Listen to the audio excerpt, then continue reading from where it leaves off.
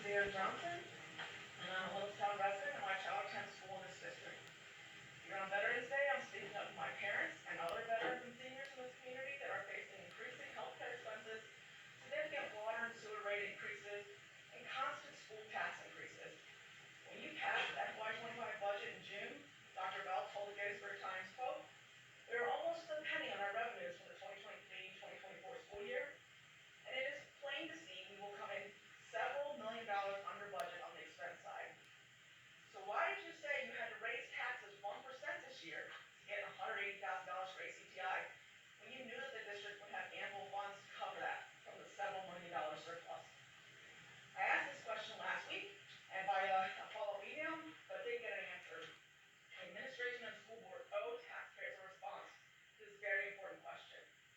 When the FY24 budget was passed in June 2023, there was an expected $1.2 million deficit, and we were told that you needed to raise taxes 2.75% to cover operating expenses and put aside money for the middle school, high school project.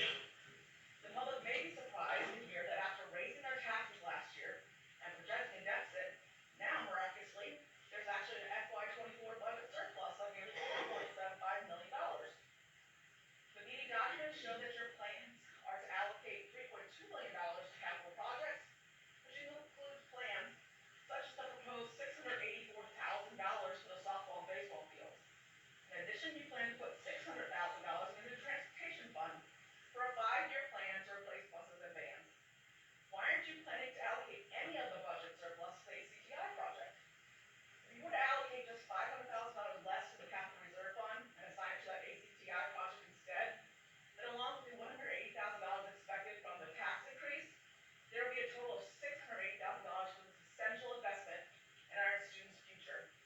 This would be similar to how you allocated prior budget surpluses and tax increases to secure funding for the middle school, high school building project. Setting aside $680,000 for the ACTI investment will put it in the same ballpark as the $684,000 you're requesting for athletic fields and $600,000 for buses and vans. In terms of priorities, you should at least put those on a level playing field. I've never seen budget practices like you have here in this school district. Despite projecting deficits when creating your budgets, there's actually a history of budget surpluses. As discussed, there's a $3.7 million budget surplus for FY24, and there was a $4.1 million surplus for FY23. So in my opinion, it appears that you tell us there will be a deficit when creating the budget to justify raising taxes so that it will actually be a surplus to put in the capital reserves in order to then fund additional spending on district infrastructure. When I asked about this last week, the response from the administration and school board leadership was that this ensures future needs are met while managing fiscal responsibility. Why doesn't the district build a balanced budget, as other local government agencies do, that includes specifying a budget amount for infrastructure to be more transparent instead of shuffling money around after the fact?